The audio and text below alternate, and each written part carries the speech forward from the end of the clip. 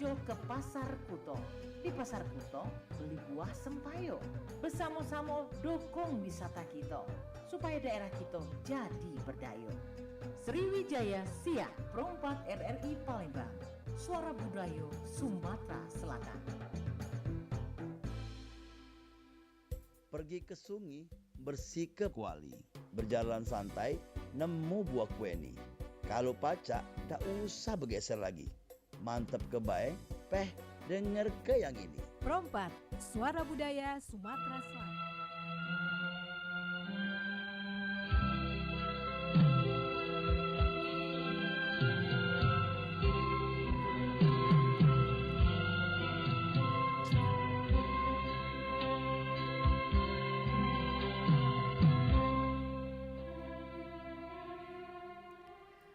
Ya, Assalamualaikum warahmatullahi wabarakatuh. Selamat siang, sahabat budaya, Mang Cek dulu di mana berada.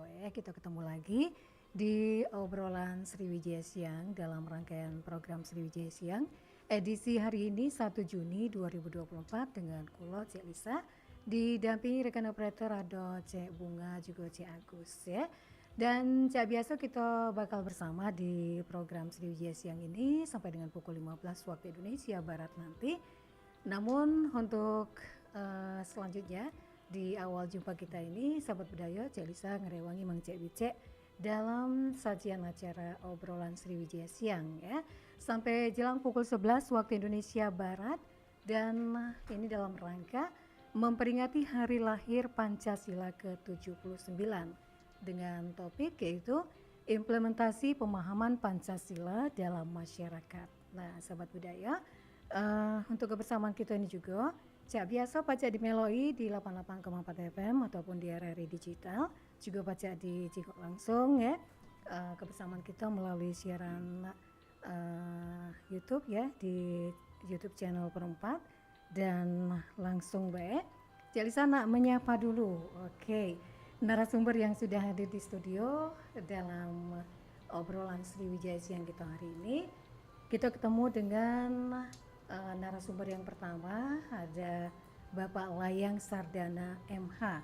Assalamualaikum warahmatullahi wabarakatuh, Pak Layang. Waalaikumsalam, selamat pagi. Oke, selamat pagi, semangat ya Pak ya, sehat. Ya. Iya, dan beliau adalah Wakil Dekan Fakultas Hukum Universitas PGRI Palembang, dan Ida Dewean, beliau ada juga narasumber kita yang satunya, ada seorang ibu cantik ya, ada Ibu Dia. Assalamualaikum warahmatullahi wabarakatuh, Ibu Dia. Waalaikumsalam warahmatullahi wabarakatuh. Iya. Terima kasih Mbak Lisa yang cantik juga. Iya, alhamdulillah. Sehingga Pak Layang ganteng, Bu Dia cantik ya. Mang Cebice orang Palembang bagus galau. Oke. Ya. Beliau adalah dosen FISIP Unsri ya, Ibu Dr. Anda Dia Hapsari Eko Nugraheni MSI ya Bu ya. Iya, betul. Terima kasih Pak Layang, Ibu Dia sudah hadir di sini untuk obrolan khusus kita dalam rangka memperingati hari lahir Pancasila ke-79 ini ya, yaitu dengan topik implementasi pemahaman Pancasila dalam masyarakat. Dan kita tahu juga ya, sahabat budaya, di mana berada, hari lahir Pancasila ini diperingati setiap tahun pada tanggal 1 Juni, dan ini tidak main-main ya Bu ya. Yang harus kita peringati juga sangat penting untuk menghormati dan mengenang Pancasila yang merupakan dasar negara Republik Indonesia. Nah, dengan demikian kita juga galau-galau diharapkan seluruh masyarakat dapat merefleksikan semangat persatuan dan keadilan yang diamanatkan dalam Pancasila, serta menjaga agar nilai-nilai tersebut tetap hidup dalam setiap aspek kehidupan kita ya Bu ya, apalagi untuk generasi penerus bangsa Pak ya.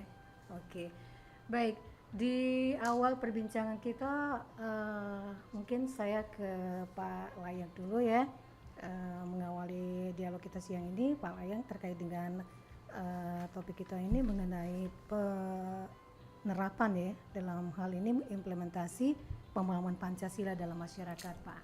Nah, mungkin Bapak baca menjelaskan terlebih dulu makna dari hari lahir Pancasila ini sendiri Pak kepada pendengar kita. Ya, terima kasih Mbak Lisa. Ya.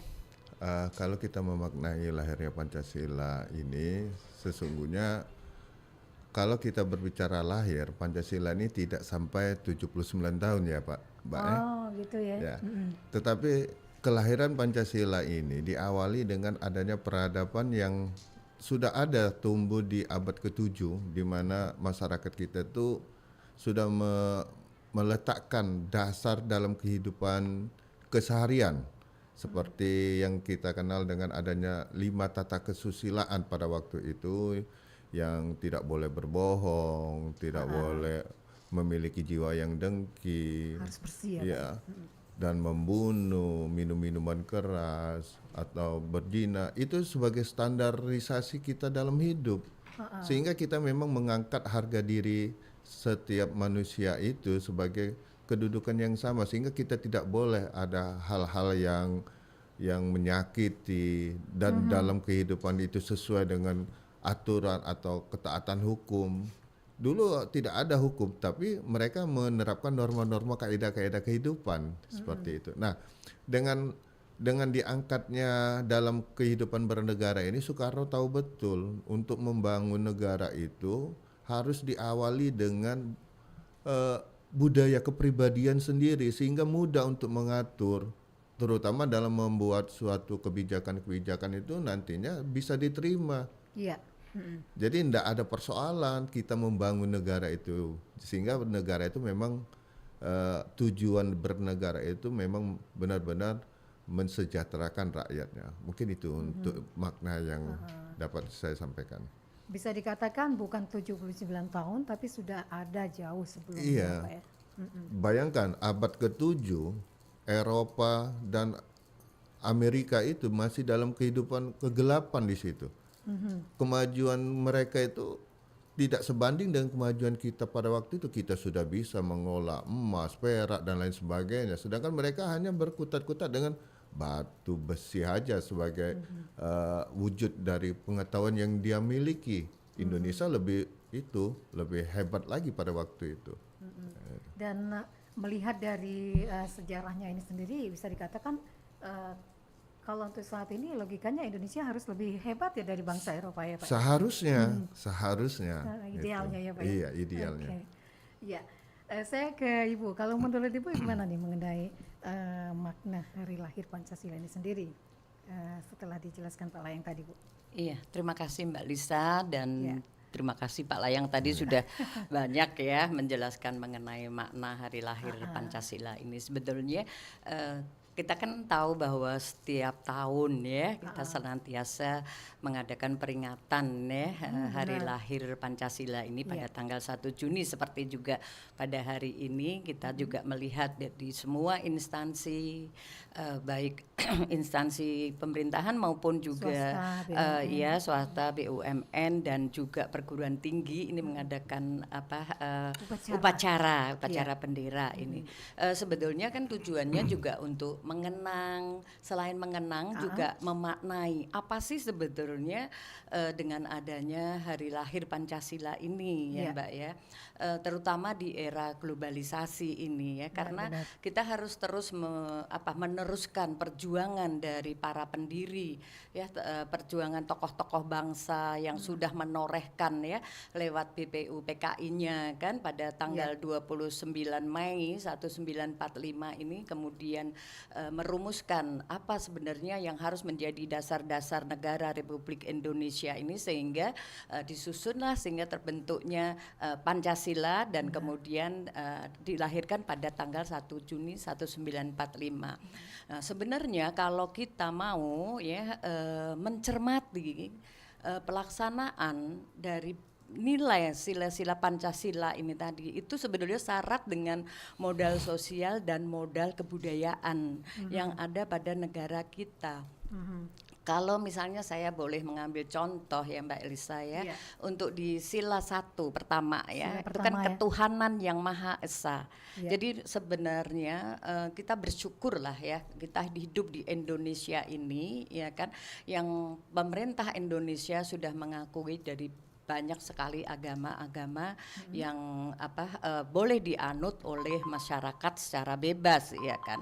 Nah, seandainya misalnya contohnya bahwa masyarakat Indonesia ini mau berpegang teguh pada agamanya masing-masing, itu saya rasa tidak akan ada penyimpangan pada nilai yang pertama, ketuhanan yang Maha Esa. Dan artinya kalau semuanya tahu misalnya kitab yang dianutnya baik Injil, Al-Quran dan sebagainya ini tadi, tidak akan ada seperti kasus yang sekarang ini yang viral seperti korupsi dan sebagainya, yang rata-rata itu yang melakukan ini adalah pejabat publik ya kan, yang seharusnya menjadi contoh bagi masyarakat kita.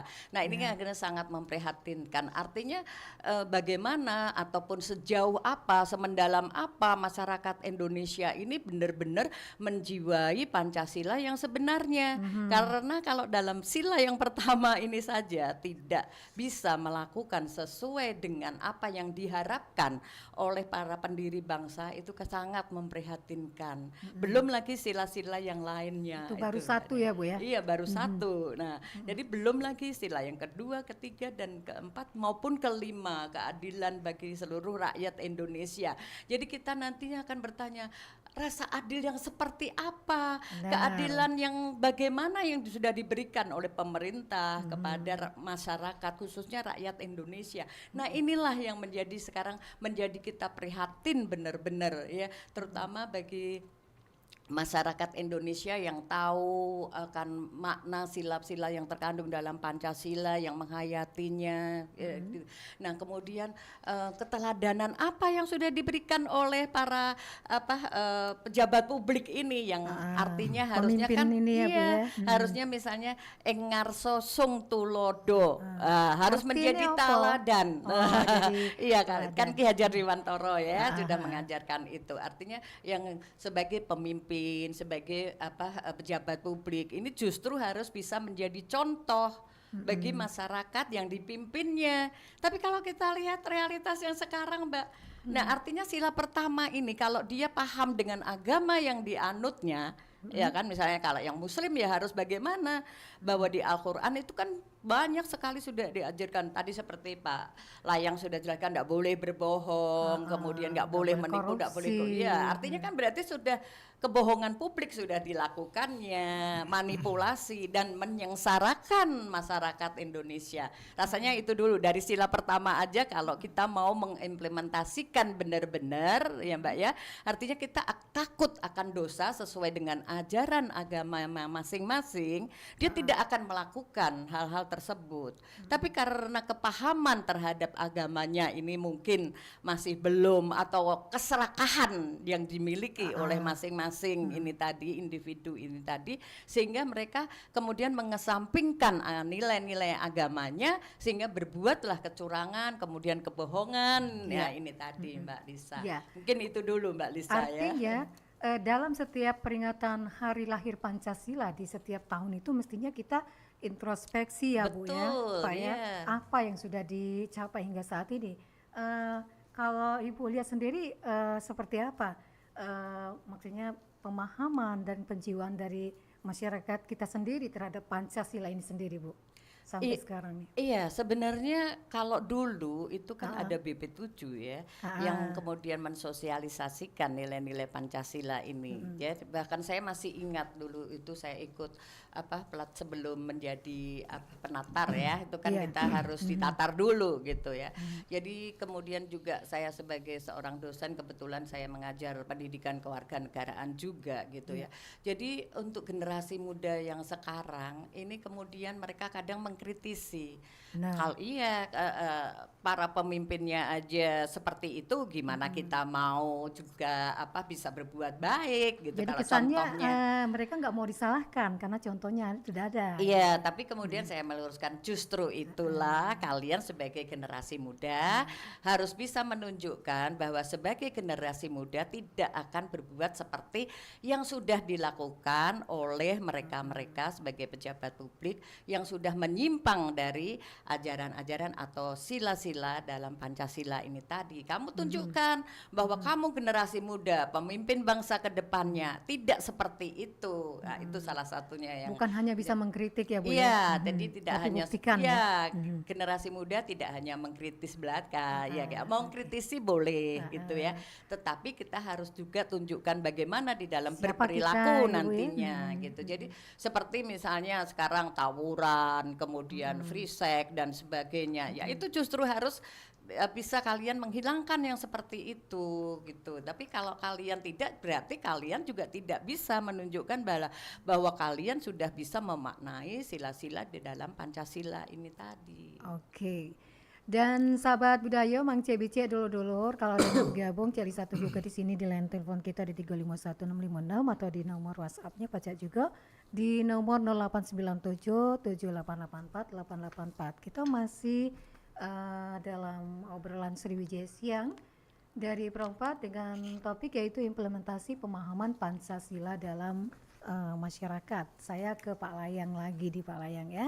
Jadi berkaitan dengan topik kita ini Dewe, Pak Layang, implementasi dengan peringatan hari lahir Pancasila itu sendiri sampai saat ini sejauh apa yang sudah maksudnya di masyarakat yang sudah diterapkan oleh kita semua ini Pak? Ya. Jadi seperti yang dikatakan Ibu Dia tadi, berawal dari contoh ya. Jadi Pancasila yang saya rasakan saat ini ya, ini bukan mendekati nilai Pancasila, tapi terkadang sudah menjauhkan. Ini euforia dari reformasi yang kita hasilkan ya. Jadi kebebasan yang sebebas-bebasnya, sehingga kita tidak lagi kembali kepada budaya kita sendiri yang seharusnya kita lebih mengembangkan nilai-nilai dari Pancasila itu. Nah ini saya mengutip dari pendapatnya Listi Lipson ya. Kita ini kadang-kadang kepentingan kita itu disebabkan oleh demokrasi ini, akhirnya kita terjebak pada menunjuk seseorang yang tidak memiliki kemampuan. Ya. Nah, ketidakkemampuan ini disebabkan karena organisasi politiknya itu yang cenderung kepada oligarkinya ya. Lalu akibat organisasinya itu lebih kepada primordialnya, akhirnya apa? Strategi yang dihasilkan dari politik itu cuman hanya kekuasaan-kekuasaan yang ingin diduduki di dalam sebuah lembaga negara tadi.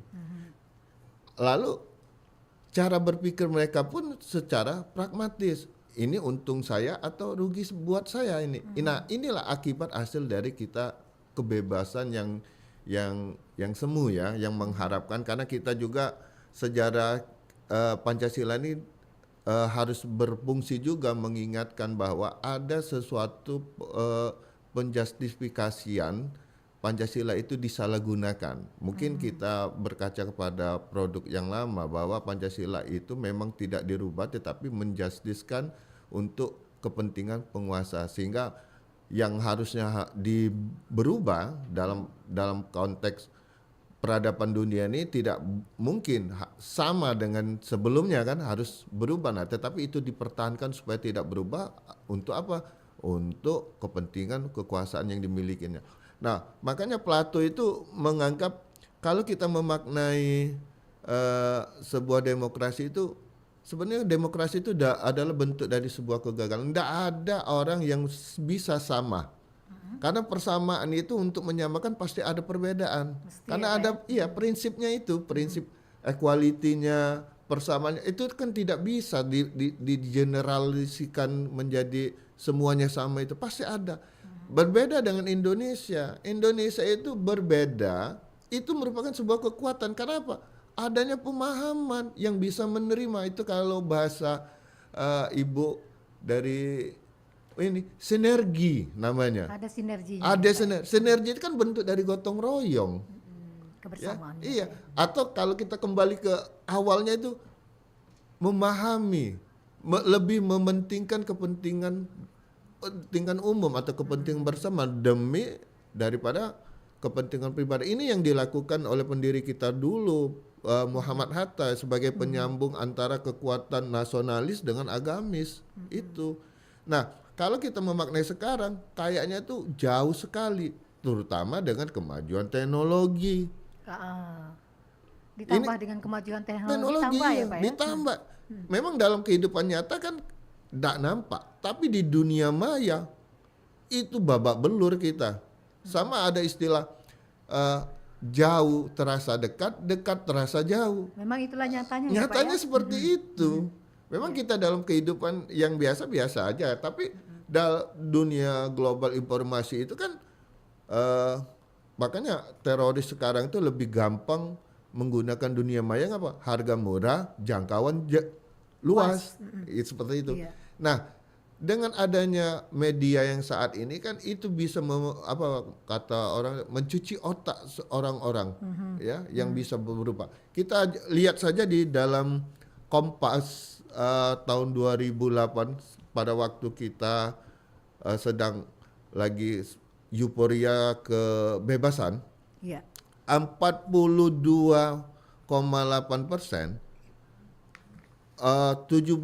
umur 17 sampai 29 itu dia tidak tahu Pancasila. 7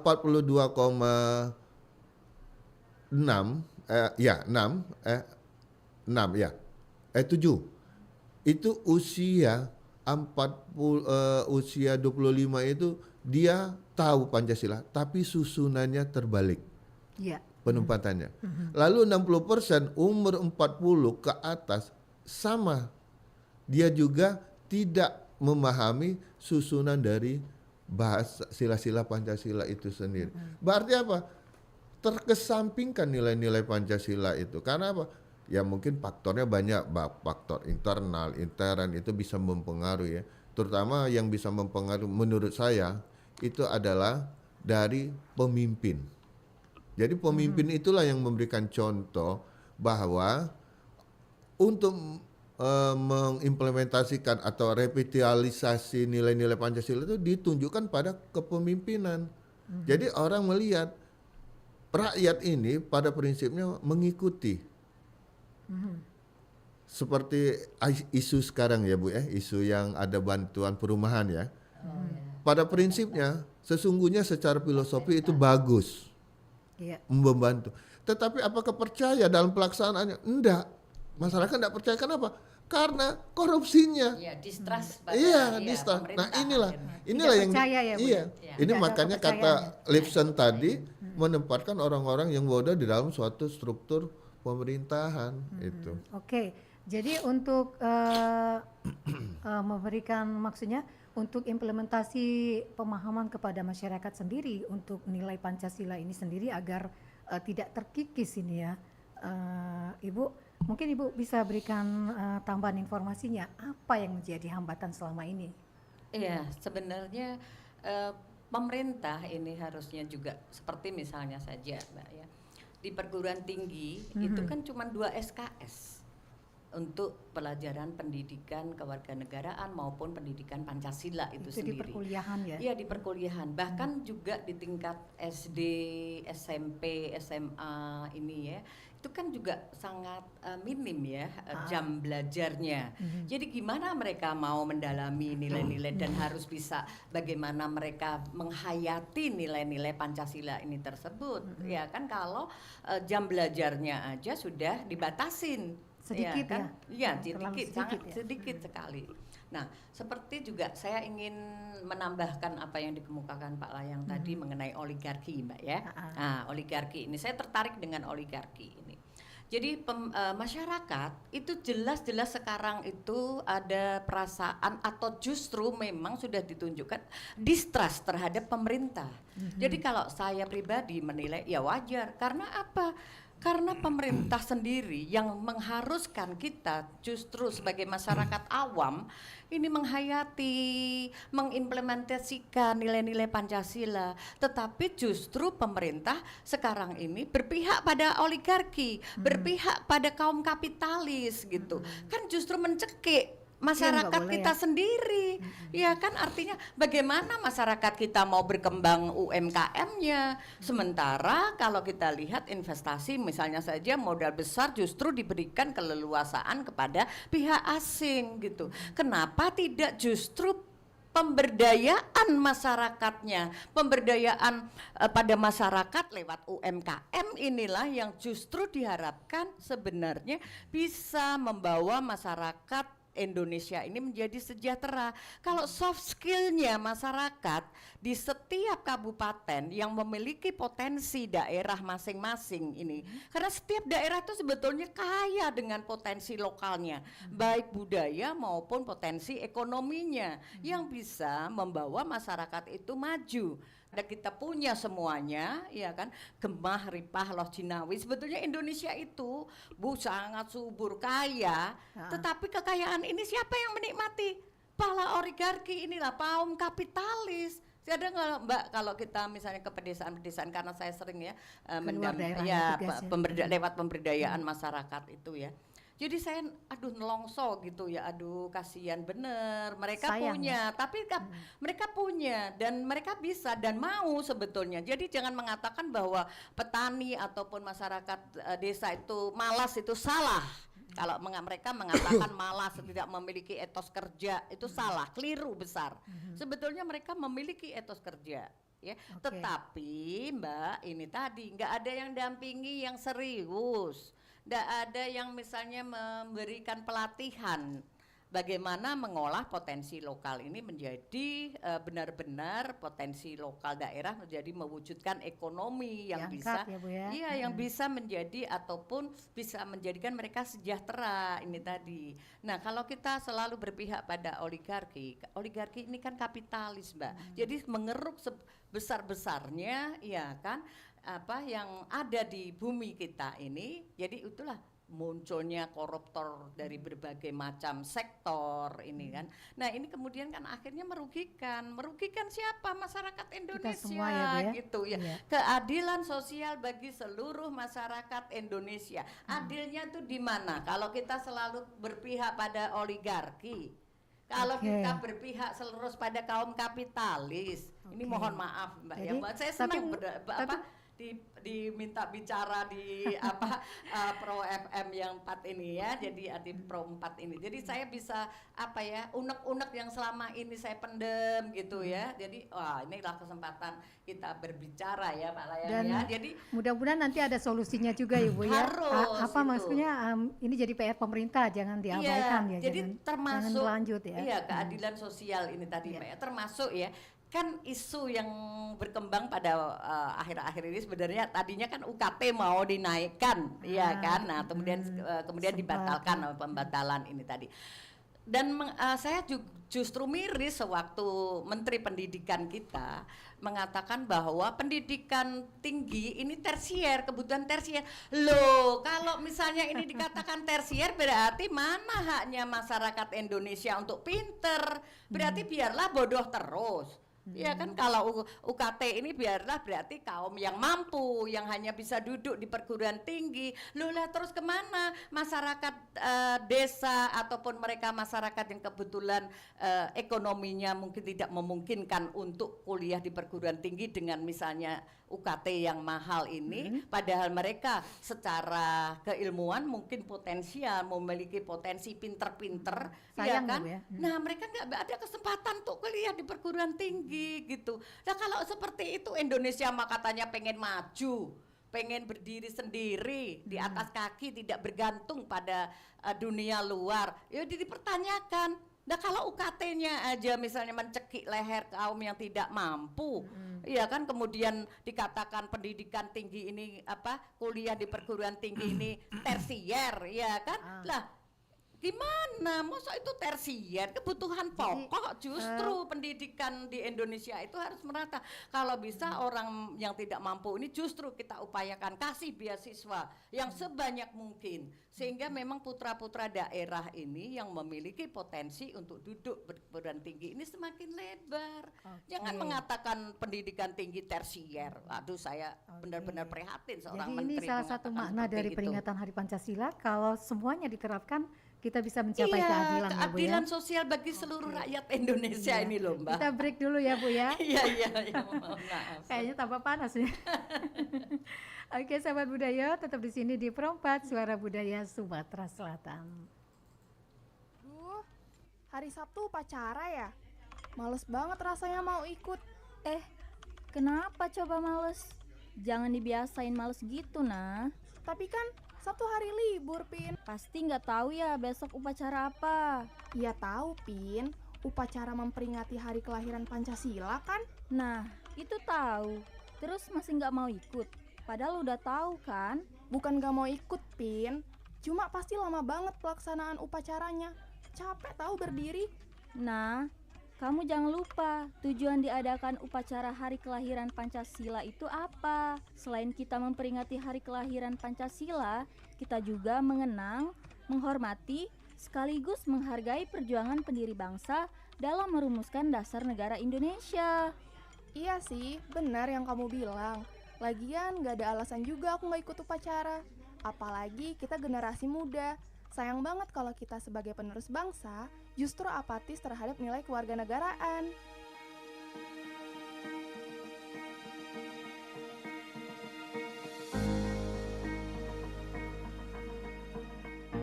Peringatan Hari Kelahiran Pancasila menjadi pengingat betapa pentingnya Pancasila sebagai dasar dan ideologi negara yang menyatukan keberagaman Indonesia. Peringatan Hari Kelahiran Pancasila juga sebagai perenungan nilai-nilai luhur yang terkandung di dalam Pancasila.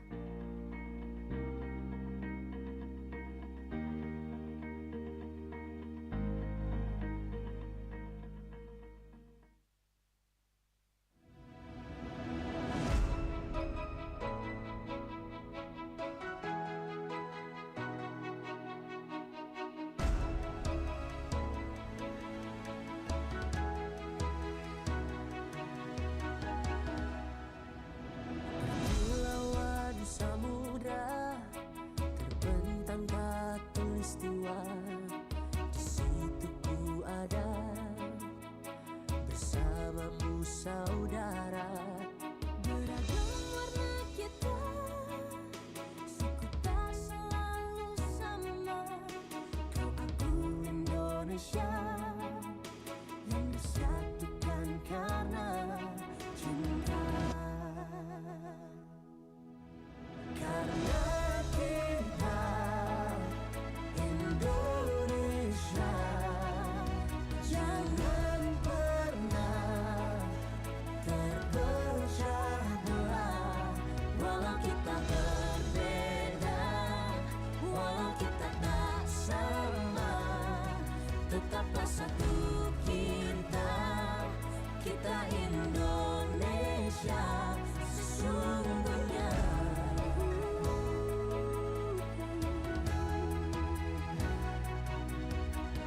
Kepulauan samudra terbentang khatulistiwa, di situ ku ada bersamamu saudara.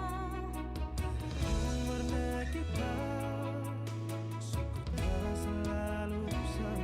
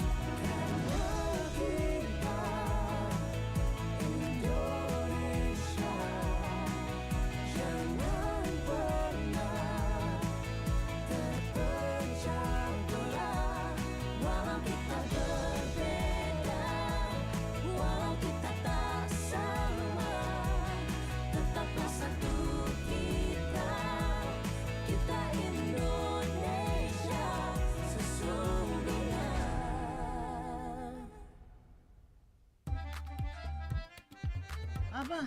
Ui dah, bah. Rego sayur, bah. Naik lagi, bah. Nah, Abah double lemas dengernya. No, apa? Apa pacak ngomong mak itu? Lemes denger kabarnya. Lemes kena susah gak nyari sayur. Bok ni dapat kabar ni dari sini nah, bah. Sayuran bakal dinaikkan. Oh, Ebok tuh salah info dan kabarnya tak jelas. Coba cek dulu ke rri.co.id. Sayuran yang segar dari petani akan dinaikkan ke truk untuk dikirim ke pasar-pasar. Nah, ini baru benar informasinya. Nak nyari berita yang terkini, akurat, dan terpercaya? Klik by rri.co.id, laman berita online RRI yang mudah diakses. Makanya biar hemat, kita nanam sayuran di pekarangan. Agak dulu, bah. Sebelum bertandem mantu, kita baca dulu tipsnya di rri.co.id. Awas, memulai kita menanam, jangan salah tanam, bah. Kaget tertanam ke pekarangan tetangga, bah. Nah,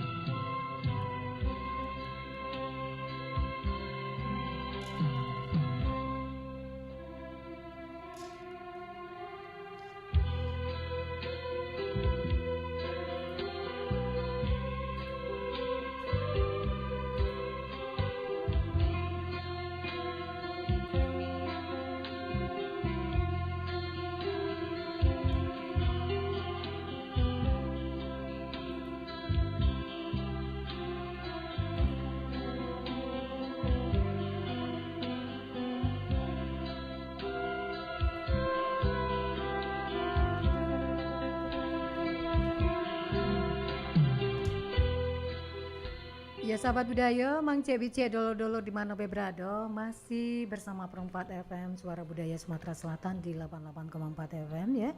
Untuk kebersamaan kita dalam obrolan siang di hari ini di Sriwijaya Siang jelang pukul 11 waktu Indonesia Barat dalam rangka memperingati Hari Lahir Pancasila dengan topik implementasi pemahaman Pancasila dalam masyarakat, masih dengan narasumber kita dengan Ibu Dr. Andadia Hapsari Eko Nugraheni MSI selaku dosen Visip Unsri dan juga Bapak Layang Sardana MH Wakil Dekan Fakultas Hukum Universitas PGRI Palembang. Dan kita coba terima pertanyaan ini dari pendengar kita ya Ibu, Bapak ya. Ini ada pendengar kita yang mengajukan pertanyaan dari line WhatsApp ya. Ini dari Andre di Kenten Laut yang mau bertanya bagaimana untuk menumbuhkan rasa nasionalisme terhadap generasi saat ini yang cenderung acuh dan tidak peduli dengan nilai-nilai yang terkandung di dalam Pancasila, terlebih di era digitalisasi saat ini. Ibu, Bapak gimana nih tanggapannya Pak? Silakan. Bapak dulu tuh. Oke. Ya, berbicara nasionalisme itu merupakan berbicara kepada diri kita sendiri dalam aplikasi bagaimana kecintaan kita itu terhadap negara. Ya. Nah, kecintaan terhadap negara ini tidak bisa dalam arti kita mencintai negara tapi negara tidak mencintai kita. Itu kan agak sulit untuk timbul nasionalisme. Nah, berangkat dari maka untuk meletakkan landasan dasar kita itu adalah pendidikan karakter. Nah, karakter ini dibangunnya di mana? Itu tadi dari pendidikan. Karena pendidikan inilah yang akan membentuk generasi yang memegang tongkat untuk menjadi sebuah pemimpin nantinya dengan meletakkan dasar-dasar attitude-nya, skill-nya, knowledge-nya yang diwarnai dengan nilai-nilai yang sumbernya itu dari Pancasila. Nah, oleh sebab itu untuk menanam itu diawali dari awal karakter itu dari sekolah dasar kita. Nah, tapi itu tadi semua negara itu pasti ada pendidikan karakter. Tapi bentuknya saja yang berbeda-beda. Kalau misalnya di Jepang itu kan pendidikan karakter itu anak dimulai dari umur 1 tahun sampai kelas 1 sampai kelas 3. Jadi mereka tidak membebani dengan pengetahuan-pengetahuan, tetapi dia dibebani dengan nilai-nilai. Nilai-nilai inilah yang akan diterapkan. Nah, sehingga menimbulkan sebuah kesadaran. Lalu yang berikutnya, dengan kemampuan pendidikan itu kan kita bisa berinovasi nantinya. Seperti yang dilakukan oleh Badan Pembina Pancasila, ya. Kalau dulu kan kata Ibu Dia tadi kan, kalau dulu di setiap daerah itu ada BP7 kan, ini sekarang di pusat ada badan pembinanya. Nah, itu bisa memberikan inovasi kepada siswa-siswa untuk berkarya mengangkat rasa nasionalisme dalam bentuk misalnya media pembelajaran, film-film pendek yang mengangkat. Itu akhirnya nanti akan menjelma menjadi rasa cinta. Seperti kita mencintai sebuah klub sepak bola, kalau dia menang terus, mainnya bagus, Senang ya Pak? senang, timbul cinta. Kalau dia kalah, pusing kita kan, seperti itu. Nggak terima ya Pak? Tidak terima. Jadi perbuatan itu untuk mencinta itu adalah perbuatan kesadaran kita yang kita lakukan secara berulang terus menerus terhadap sebuah kebaikan yang akan kita berikan kepada negara itu. Mungkin itu. Oke. Baik, mungkin Ibu bisa menambahkan pertanyaan dari Andre di Kenton ini? Iya, terima kasih. Sebenarnya ya untuk menumbuhkan rasa nasionalisme ini mudah kok ya. Bagaimana kita mencintai negara kita. Sebetulnya kita bersyukur juga loh kita hidup di Indonesia ini ya. Artinya begini ya, kita harus bisa menyadari kita kan kalau kita bandingkan dengan negara-negara yang ada di luar Indonesia itu ya, bahwa di Indonesia ini Mbak tadi seperti yang sila pertama tadi kan ada berbagai macam agama ya yang artinya dia dibolehkan oleh pemerintah di negeri gitu kita ya, di Bu, negeri kita ini. Artinya bahwa toleransi itu di antara kita itu sebetulnya ini sudah terjaga. Iya kan. Nah, hanya saja memang kadang terjadi konflik ini. Nah, konflik ini berdasarkan kadang karena konflik itu ada dua macam.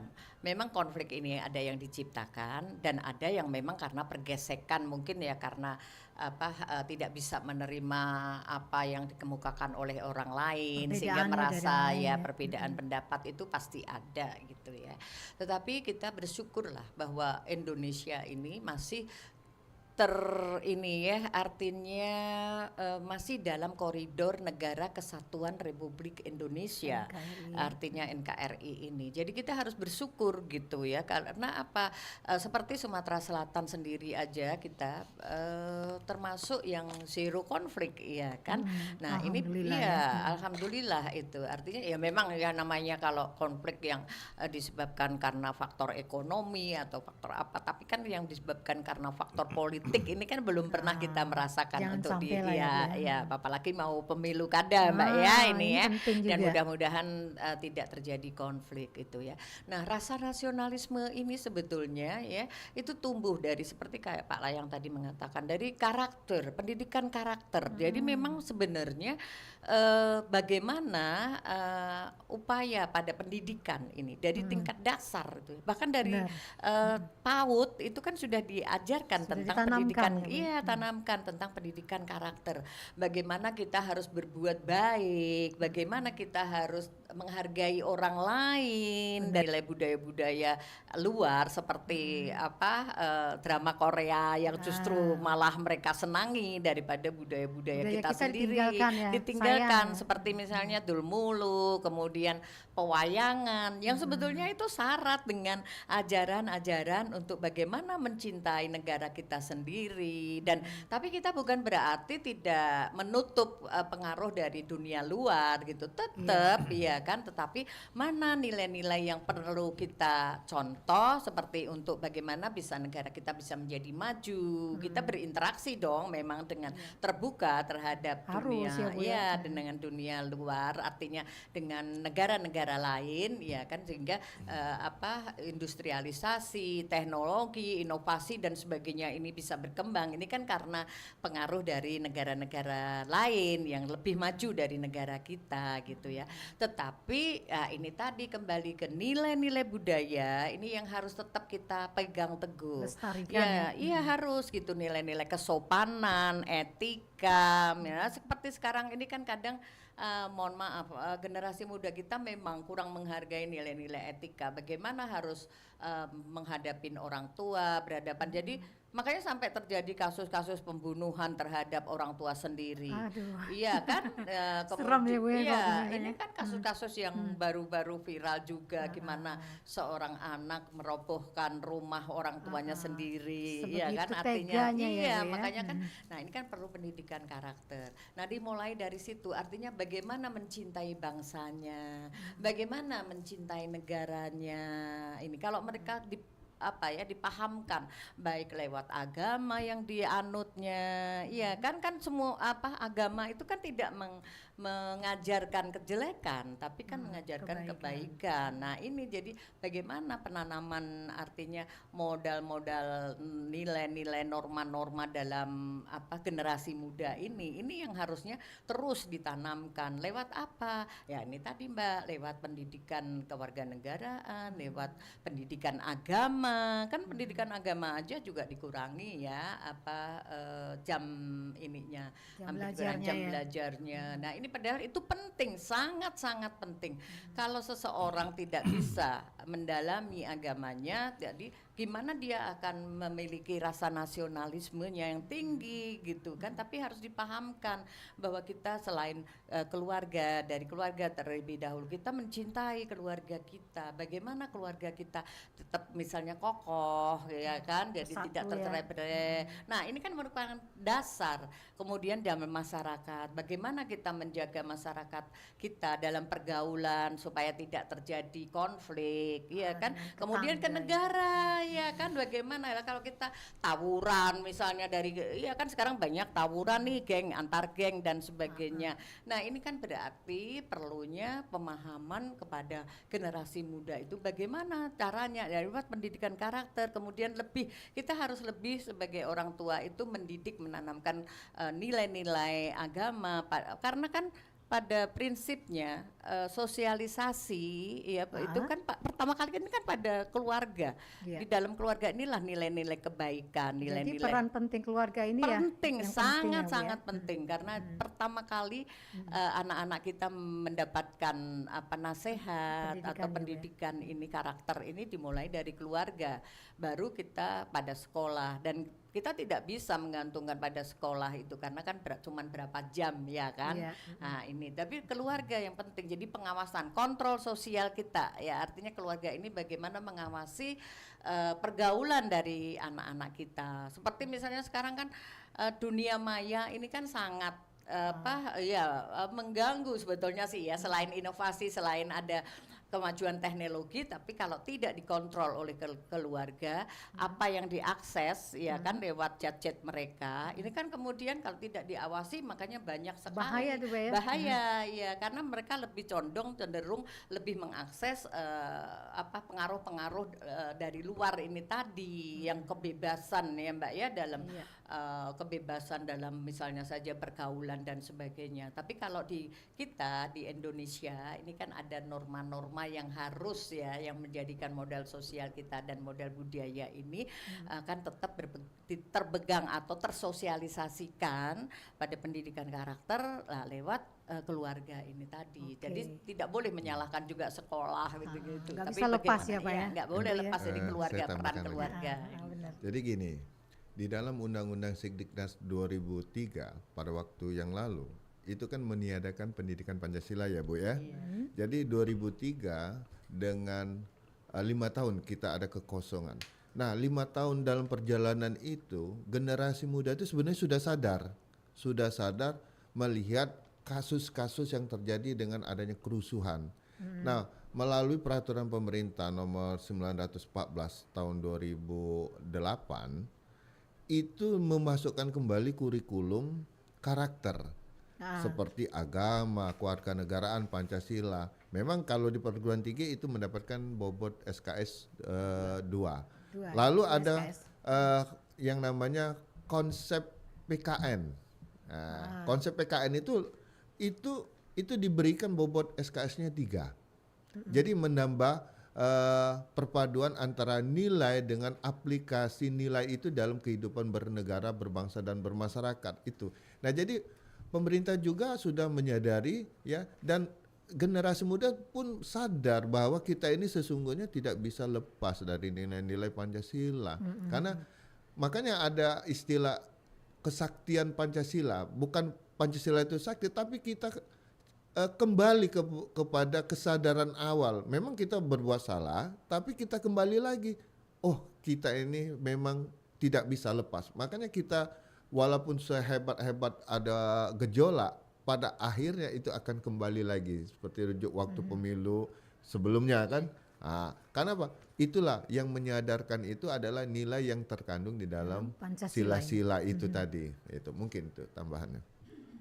Iya. Kita sudah ada di sesi terakhir ini, Ibu Dia dan Pak Layang ya. Mungkin ada hal yang akan disampaikan terkait dengan obrolan kita siang hari ini, yaitu mengenai peringatan Hari Lahir Pancasila ini, terutama untuk harapannya kepada generasi muda nih sekarang nih. Sebelum kita berpisah, silakan Ibu atau Bapak dulu.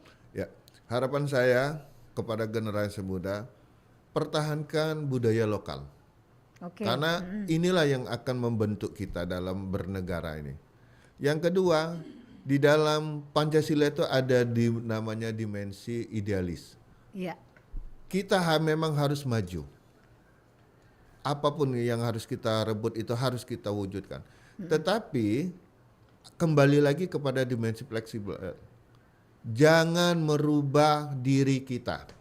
Karena kita melihat sekarang ini ingin maju tapi kita merubah diri kita. Inilah ada 5 dampak sosial yang merubah diri kita. Itu pertama, masyarakat kita ini sering meniru atau yang kita kenal dengan K-pop itu. Apapun bukan Bu, budaya meniru itu dalam istilahnya sosialnya itu adalah K-pop, bukan Koreanya. Karena K-pop itu ya. Jadi apapun bentuknya, mau jelek, mau bagus, mau apa, kalau dia sudah ngefans, dia ikut. Lalu yang kedua, shock kultur. Jadi kita ini lebih gampang membuang budaya yang kita anggap baik. Kita sebut dengan kuno, seperti anak-anak sekarang kan tidak ada lagi. Dia kembali, Assalamualaikum. Jarang kita temui. Ya, pergi tanpa ngomong, pulang tanpa ngomong, seperti jelangkung kan. Salaman juga ya Bu, iya, ya Pak ya, salam dengan orang tua, mestinya dicium bukan dikening ya Pak ya? Bukan, dicium itu. Lalu yang ketiga apa? Cara berpikir kita memang pragmatis sekarang, nggak dipungkiri lagi. Termasuk mungkin kita yang berada di sini juga salah satunya bagian dari situ juga. Nah, sifat kita karena pragmatis tadi menumbuhkan sifat individu tadi. Nah, ini yang terbentuk pragmatis, individu, tidak lain karena kebutuhan sosial kita. Karena saat ini kebaikan, penilaian, keberhasilan itu bukan pada perilaku, melainkan pada status sosialnya.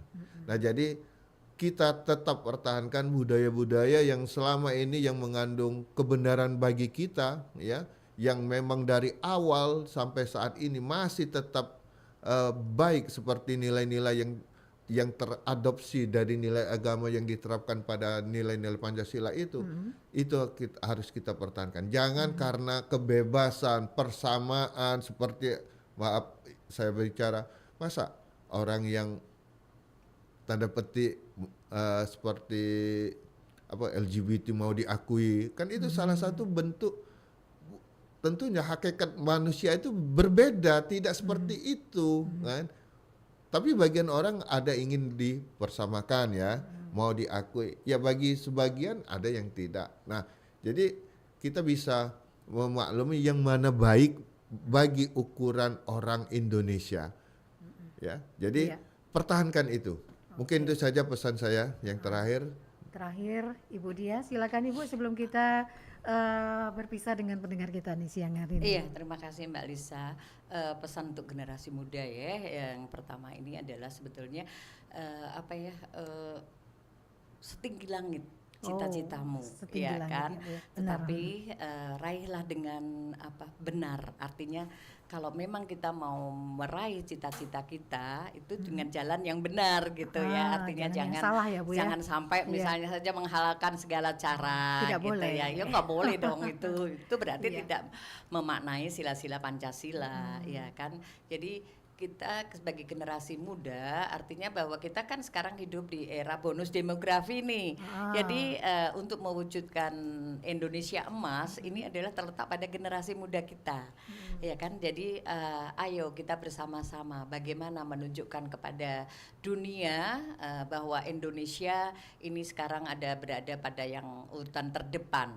Nah, tentunya ini adalah dengan kreativitas ya generasi muda kita, dan saya yakin bahwa generasi muda kita itu bisa kok nantinya mencapai semuanya itu asal ini tadi ya. Artinya bekerja keras, belajar dengan rajin, kemudian juga bisa menyaring atau filter bagaimana pengaruh dunia luar ini tadi, negara-negara lain yang justru bisa nantinya bisa menghancurkan generasi muda kita lewat narkoba dan sebagainya ini tadi. Itu justru yang menjadi benteng pertahanan kita adalah keimanan.